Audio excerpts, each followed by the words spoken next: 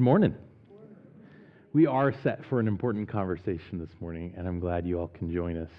Have you ever helped move someone, like from one house to another, to apartments or out of state or something like that, and broken something along the way that they didn't want broken? I've gained a reputation, at the very least, between my wife and I and some of the couples and families we've helped move, that you don't give me the heirlooms. when I'm packing stuff or bringing it out to the truck or back into the new house or whatever, you just don't trust me with those things. We've got these one friends in Joplin. We helped move from one house to another, and they had these glass candle holder things that had been used at their wedding for the candle lighting ceremony and stuff. Yeah, it's not my fault. I mean, yes, it is. But see, you're just grabbing stuff, and you put this one box, and you're like, I can get another box, and you put it on top of that box, and it's like, oh, I can get that little thing there. Soon enough, you look like Gus from Cinderella, carrying that pile of things, and it's like, I've got this. And then it all goes, you don't got this. That's the moment you realize, oh, I guess I shouldn't have been carrying that one extra thing.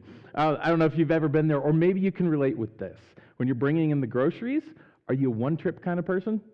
No, I'm not about to walk 10 extra feet going back and forth to the garage that extra time or whatever. Nope, it's all going in one trip. So I've got all the bags on this arm, all the bags on this arm, or bag on my neck if I can, and then you look, and there's the milk.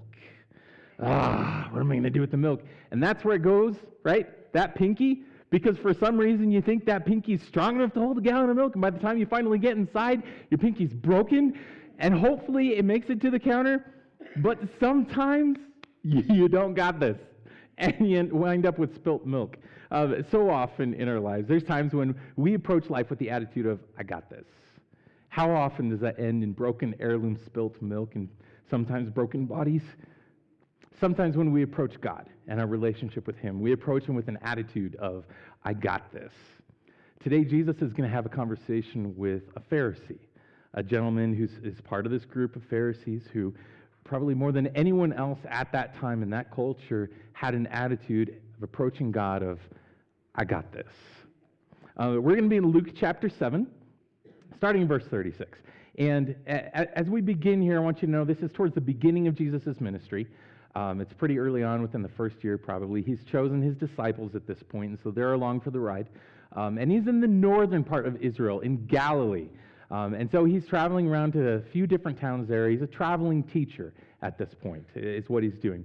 And so when he's in this town, whatever town it is, it doesn't say, says one of the Pharisees, again, verse 36, one of the Pharisees invited him to eat with him. So he entered the Pharisee's house and reclined at the table. Couple things I want to point out here. First, if you're the leader in the community or whatever, and there's a traveling teacher that comes to town, it would have made sense in that culture for you to invite him to your house for a meal. It's just polite. Just kind of one of the things that they did in that culture. And so nothing weird there. As we get further into the story, though, it does make us want to question the Pharisees' motives. Why does he want Jesus over? And part of what we're going to see is that he's there to kind of gauge where Jesus is at theologically. Is he thinking correctly? Is he teaching correctly? Is he who he says he is? Is he who other people are saying that he is? And so really, that's one motivation that this Pharisee has for inviting him over, is to evaluate him. But then it also says, and I want to point this out, because this is important to the story, it says, so Jesus reclined at the table. Now, when we pull up to a dinner table, we're not usually pulling up a recliner, right, and kicking out our legs, and no. But what Jesus did in that time, they had really short tables, and so they would actually prop themselves up on one elbow on a pillow, and then they would use the other hand, the right hand, to grab the food and to eat the food and stuff. Meanwhile, their legs are kind of just sticking out away from the table. So that's the scenario. Jesus is at this Pharisee's house. They're reclining at the table. It's probably not just the two of them. There's probably a few other people around the table, Pharisees' friends, maybe some other important people in town and stuff. But verse 37 introduces a new character. And it says, a woman in town who was a sinner found out that Jesus was reclining at the table in the Pharisee's house. So she's in town. She has this label of a sinner. We don't really know exactly what she did that she was given this label, but we do know that everyone in town knew about it. Who's this woman? Oh, she's the sinner. She's not someone you want to hang out with, not someone whose value they place very high. So we know she's a sinner. And she finds out that Jesus is at this Pharisee's house. And so she goes to the house. Now, again, in that culture, it would be pretty normal for, if there's an important meal going on, for other people in the community who weren't invited to go anyway. But they wouldn't be reclining at the table. They wouldn't invite themselves into the meal necessarily. They would invite themselves into the house. They would all stand kind of around the outside of the table, up against the walls. And they're there to listen. They're there to learn. They're there to be around these important people who are having these theological discussions.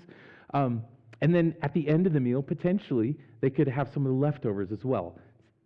Interesting thing in their culture. It's just part of what they would do. So that's not weird. But a sinner coming to join uninvited in this scenario, I don't know about you, but if I had that label of a sinner, I'd probably stay away from public gatherings like this, where it would be easy for people to look and say, oh, what's she doing here? And it says she brought, in verse 37 again, she brought an alabaster jar of fragrant oil and stood behind him at his feet. So she's standing behind Jesus. Remember how he's reclining, right? And so his feet are accessible. They're not like stuck under the table. She stood behind him at his feet, weeping, and began to wash his feet with her tears. She wiped his feet with the hair of her head, kissing them and anointing them with the fragrant oil. Wow. Awkward. Right? I mean, that's what I see. As I look on, just as we're kind of viewing this meal from the outside, looking in like one of those people standing around the side, everybody's like, oh no, what is happening? And we see awkwardness. We see an embarrassing moment. We see a host who is now going to have to deal with this uninvited woman who is a sinner. We see someone with extreme personal space issues, right? As we're on the outside looking in, that's what we see initially. Jesus saw worship. Jesus saw worship, and that'll become clear as we go on as well. But what did the others see? What did the other people, maybe even around that table, see? Verse 39, when the Pharisee who had invited him saw this, he sees this woman making a fool of herself, making a spectacle. He said to himself, this man, if he were a prophet, would know who and what kind of woman this is who is touching him. She's a sinner. Okay, so as this Pharisee is looking on, as his guests probably are looking on, they're seeing the spectacle, and their response is, wow, what a mess. What a loser. And not only this woman, but Jesus, if he really were who he said he is, then he would know who this woman is. He would know that she's a sinner, and knowing that she's a sinner, this is the way he would act. He would push her away. He would have nothing to do with her. He wouldn't associate with her. He'd yell at her to get out of the house. This is what the Pharisee is thinking, right? If this man really was a prophet. You see, where Jesus saw worship, Simon, this is our Pharisee, we'll find out here in a second, saw worthless. And let's talk about that for a second. Because when Simon, the Pharisee, looks at this woman, he's not evaluating her in a vacuum. He's not looking at her and her alone and saying she's worthless. Rather, he's comparing her to himself. He's comparing her to the other good people around the table with him, the other people who got this, right? And so he's comparing her, and he's stuck. Let me put it this way. We're used to comparisons, right? Whether it's jobs or cars or trucks or whatever, but let me show you this. In the world of outdoor enthusiasts, you have some different tiers, right? Different levels of dedication to actually enjoying the outdoors. I'm going to make some people mad. I'm sorry. Get over it. At the very bottom of the rung, typically, this is how the outdoor enthusiast world would kind of see it. It's the car campers, right? And this is where I had to be when I had younger kids. And so it just is. It's just a thing. But as a car camper, you can drive down the road to the end of the road, right? No further than that. You get to the end of the road, okay? And you can bring whatever you want with you. You can bring the kitchen sink. You can bring as much food as you want. You can bring the radios.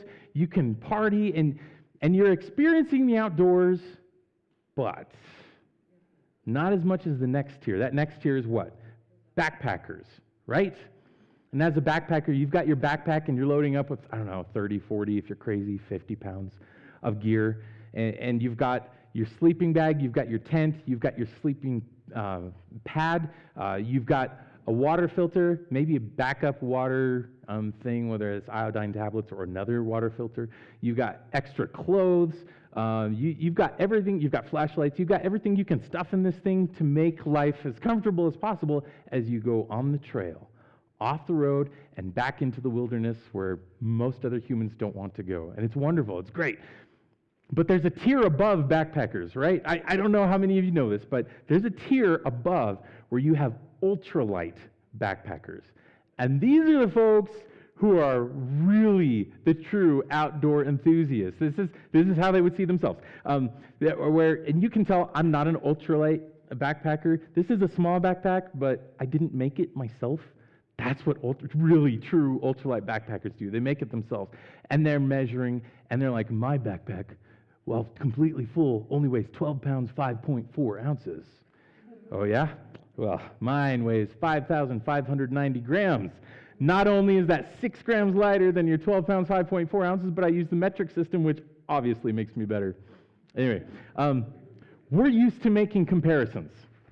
We're used to looking at other people in our life and potentially comparing their worth to our worth. Do we ever rank sin? I mean, think about Simon as he's looking at this woman. She's a sinner, and everybody knows it. But there are obvious sins that we see that with obvious immediate effects, whether that's sins like adultery or lying or stealing or anger that turns into rage that hurts people. There's drugs and alcohol, addictions, things that are obvious, things that we're able to see on the outside. But you see, as Simon is looking at this woman and he's seeing someone who's worthless, he's not looking at himself. He's just making this comparison, really, between him and her and saying, I see all of her sin, and I'm not going to worry about my own sin. See, what Simon's sin was pride. And in comparing himself to her, his pride got puffed up, and he saw her as worthless compared to him. Because, man, I'm a Pharisee. I have spent my life dedicated to following the rules that God gave us. Not only that, but I've made up new rules to follow so that God will know how much I can do for him. Because I'm amazing. I got this. That's pride. You know, pride, the sin of Satan, when he thought he could be just like God. Pride, the sin that's probably the foundation for all other sins, where we say we don't need God. I got this. What does God think about pride? Proverbs 3:34 says, God, he mocks those who mock, but gives grace to the humble. God mocks those who are prideful in heart. God mocks those who look down on other people. Think of that. In Proverbs 6:5, everyone with a proud heart is detestable to the Lord. Be assured, he will not go unpunished. See, Simon is stuck in this trap of comparison, of just comparing what he sees on the outside to what he sees on the outside of his own actions, when really what he should be looking at is his own internal reality.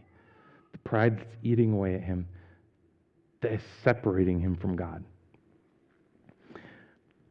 So, Jesus, in verse 40, it says, Jesus replied to Simon. Now remember, Simon said to himself, I'm assuming he's thinking this in his head, maybe he mumbled it and Jesus heard him, but it says, Jesus replied to him, Simon, I have something to say to you. Okay, teacher? He said, say it. A creditor had 2 debtors. One owed 500 denarii and the other 50. A denarii was about a day's wages. So one person owed like 2 years worth of their salary, another person owed like 2 months worth of their salary approximately, right? Since they could not pay it back, the debtor, he graciously forgave them both. So, which of them will love him more? Which of these two will love him more? The one who was forgiven a greater debt or the one who was forgiven a lesser debt? Simon answered, I suppose the one he forgave more. Interesting. Back to our backpacking analogy. As you're hiking along, whether you're ultralight or backpacker or whatever, my son James mentioned that one of his favorite parts about backpacking is when you get to the end of the trail and you've been carrying this weight and your shoulders are sore, your hips are sore, your feet are sore.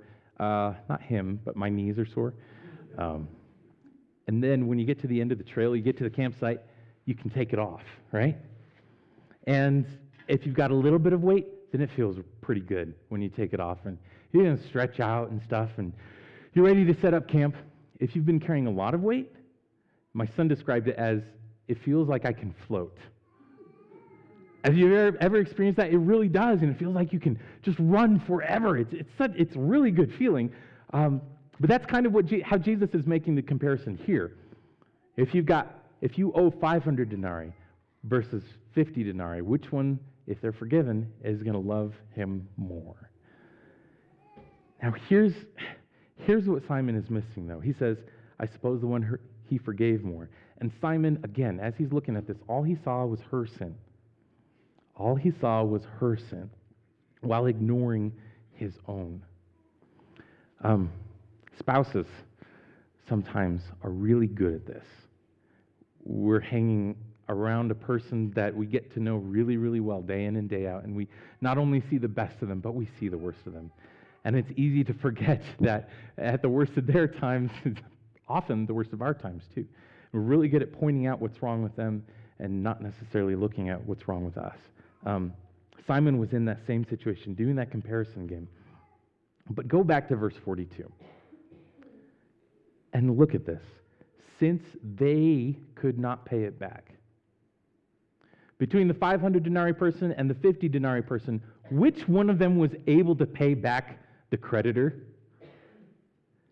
Neither of them. Neither of them was able to pay back the debt. The only reason that Simon is feeling good right now is because he's saying, yeah, my debt is less. I'm the 50 denarii guy. I'm not the 500 denarii sinner woman. But Simon, but us, we're still unable to pay back the debt. He's stuck in this comparison game.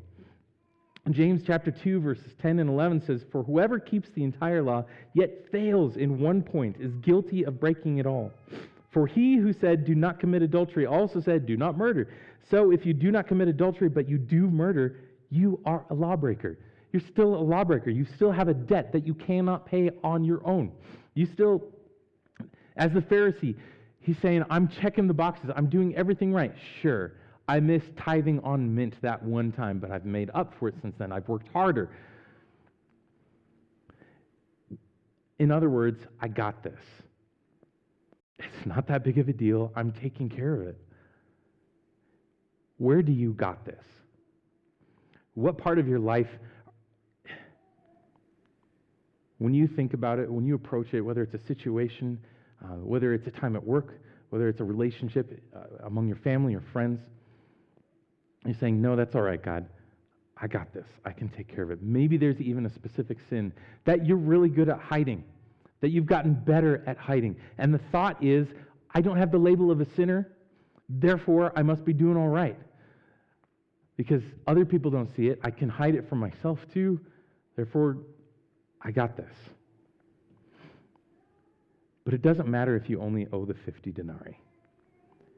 You are unable to pay your debt. That's where Simon was at. That's where we're at. We're unable to pay our debt. See, this whole I got this attitude is the old way, where the Israelites they were given the system of animal sacrifices, where if they sinned, then they had an option of going and sacrificing a dove or a bull or a goat or whatever. And part of that was so that they could have their sins forgiven, and they would do works. They would obey the law. They would check it off, and they would work their way to God, right? That way never worked. That's part of the reason it was put in place, was to show the Israelites it doesn't work that way. Hebrews 9, verse 14, it's comparing that old way of animal sacrifices with the new way. It says, how much more will the blood of the Messiah, who through the eternal Spirit offered himself without blemish to God, how much more will it cleanse our consciences from dead works to serve the living God? See, everything that Simon the Pharisee was doing, everything that we do to try to impress God, to try and I got this in those moments, is just dead works. It does not pay off our debt. None of that does. And so Simon answers, I suppose the one he forgave more is the one who will love him more. And Jesus says, you have judged correctly. Turning to the woman, he said to Simon, so this is the first time like really acknowledging this woman behind him who's weeping and crying this entire time. So turning to the woman, he said to Simon, do you see this woman? Oh yeah. Saw her the moment she came in. All the eyes, everyone stiffened up. I see this worthless, no good sinner. What do you want, Jesus? No. Do you see this woman? I entered your house. You gave me no water for my feet, but she, with her tears, has washed my feet and wiped them with her hair. You gave me no kiss, but she hasn't stopped kissing my feet since I came in. You didn't anoint my head with olive oil, but she has anointed my feet with fragrant oil. So all these different things that a good host in that culture would have done, or at least had their servants do, like washing his feet, Simon had neglected. But look at this woman, this sinner who all of a sudden is outdoing the self-righteous. Think about as she's worshiping Jesus, she came prepared on the one hand. See, she heard that Jesus was down, and what did she do? She brought her alabaster jar of fragrant oil with her. What's she going to do with that? She's going to worship Jesus. She's going to pour it on his feet, maybe. Maybe she was even planning on pouring it on his head. I don't know. But something, when she got there, something changed in her plan. So she came prepared to worship, but then she started weeping uncontrollably. She started crying. And we don't know exactly why. Maybe it was something she saw. Maybe she realized Jesus' feet are grimy and dusty and mucky from walking in the streets where all the animals go. And I'm here, I was going to put this oil on his feet, but they're nasty. What has his host done? Maybe it was that. Maybe it was just the realization that her sins were forgiven, and that brought the tears to her eyes. Either way, she came prepared, and something unexpected still happened, and God used that. God used that unexpected change in her emotions, those tears, those uncontrollable weeping, to serve Jesus and to worship him in a way that he needed right then and there. I think it's amazing that this sinner outdid the self-righteous, even when she hadn't planned on all of it. Therefore, I tell you, verse 47, therefore, I tell you, her many sins have been forgiven. That's why she loved much. But the one who is forgiven little loves little. And then he said to her, your sins are forgiven, confirming that. So while Simon saw a worthless sinner, Jesus saw her love. Jesus saw this as a woman who understands that her debt is unpayable, and she's been forgiven, and so she loves Jesus with all that she is. Now, Simon's in the position of being offered forgiveness, right? Because, think about the scenario Jesus presented. There's someone with 500 denarii who owes 500 denarii. There's someone who owes 50. Simon's like, yeah, I'm the 50 guy. And Jesus is saying the creditor forgave them both. And so he's offering Simon for his unpayable debt to be forgiven. Jesus offers to pay his unpayable debt, and Simon's response, at least at this point, as far as we can tell, is no thanks, Jesus, I got this. I can control this. I can handle it. I've got my rules. I've got my checked boxes. I got this.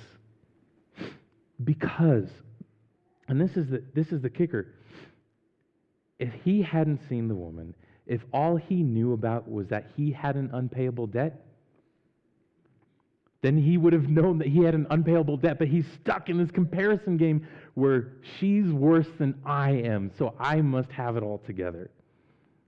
But he still has an unpayable debt.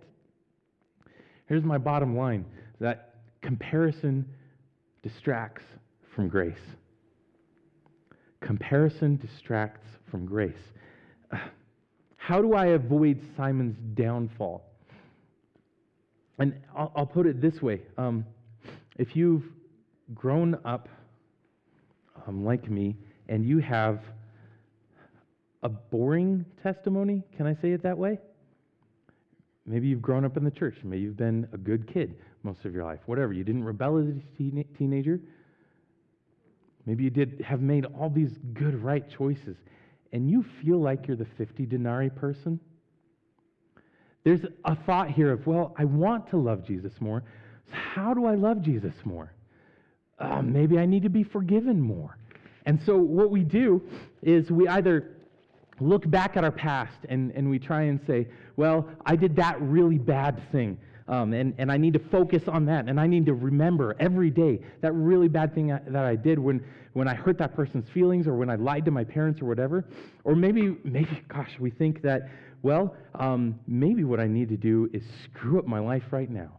If I screw up my life right now, then I'll have sinned more, and then I'll realize God's grace more and how much more He wants to love me. Or I don't know, what do we do in this situation? Because we feel like if we load up our backpack with as much sin as we can, whether it's from looking back at our own life, we're comparing ourselves to others and saying, well, they're better than me. So that means I have more to be forgiven, and therefore I can love Jesus more. All that is more comparison. All that is still more focusing on ourselves, focusing on the sin in our lives. Does this sound stupid? It is.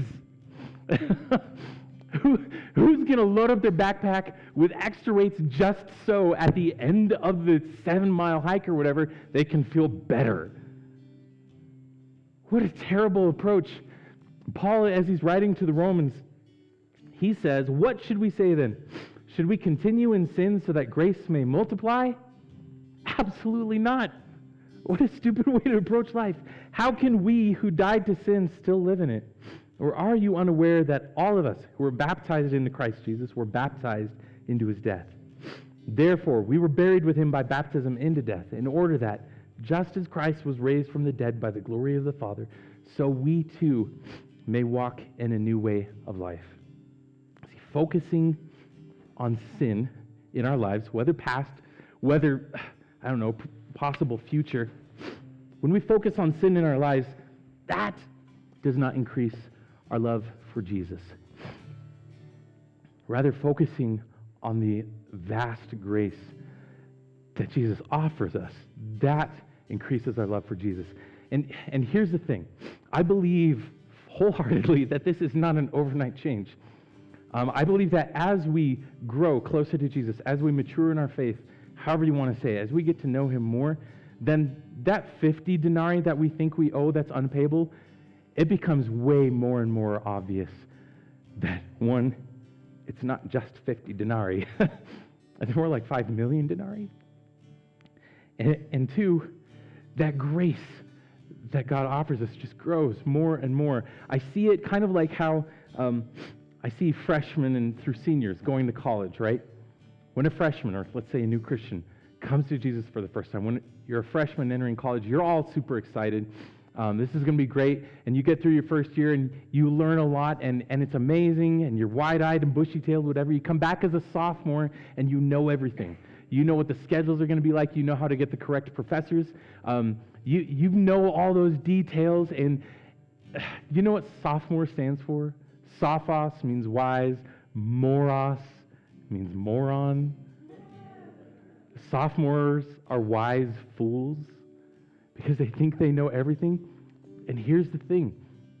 I think as Christians, This is the place where most of us get stuck as sophomore Christians, as spiritual children, really, where we think we know everything and we know some great theological details. We can recite whatever confession. We can sing the songs. We come to church prepared to worship. We tithe, whatever. But we get stuck there, stuck thinking that because we know it, and that means I got this. And I'm checking off the boxes. If you continue growing in Jesus, if you continue getting closer to Him, then I believe that down the road you become a junior, you become a senior, whatever, and you realize, wow, there's a lot I don't know. I don't got this. I hope that when I enter my job, I'll actually figure out what I'm supposed to be doing in my life. And then you continue learning through that. 10 years ago, I thought I was a better person than I think I am today. And I'm sure a lot of you have experienced that same sort of thing, that as we grow closer to Jesus, it's not that we're focusing on our sin, it's that His grace becomes bigger. So what do we do with this? Remember, comparison distracts from grace. So a couple of things I want to present here, maybe you want to do, is to read Deuteronomy chapter 8.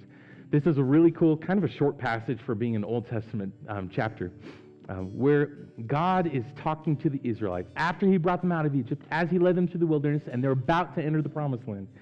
And He's telling them, look, I humbled you through that entire process, and you're about to get everything you want. You're about to have milk and honey and fruit and everything that you want. You're going to build big houses. You're going to gather and store up more silver, more gold. Don't be prideful. Don't forget about me. I'm the one who got you here. Don't depend on yourself. So read Deuteronomy 8. Maybe you feel like you're more in the sinful woman's position, and you understand you have an unpayable debt. In fact, you think that possibly your debt is unpayable even by Jesus. Here's what I would recommend. One thing you could do is to go pray through Psalm 51. If you ever find yourself in that position where you're not sure if even God cares or can do enough, because this is a chapter where King David has just screwed up majorly. And he comes to God and he praises Him for how great His love is and how far He has separated our sins from us. That would be something you could do, is pray through Psalm 51. I want to say, get rid of your list. I think all of us have this idea of who's acceptable to God, or who's doing better than us, or who's doing worse than us. Wherever it is, maybe it's that type of person, maybe it's particular sins. Get rid of your list. It's just comparison. As long as you're running with comparison at the top of your mind, you're forgetting that you have an unpayable debt. Get rid of comparison. Stop comparing. And I want to say, prepare for worship. Prepare for worship. And I think it's great that we come here this morning and maybe you tithe, maybe you give, maybe you serve in different ways, and you've prepared in that way. Something else I want to ask you to do is when God calls you to weep, you weep. As you go out this week and you're prepared to serve God in certain ways, something is going to pop up that is unexpected, that God wants you to weep. So whether it's being prepared in that moment or just going with how God wants you to worship at that point in time, be ready.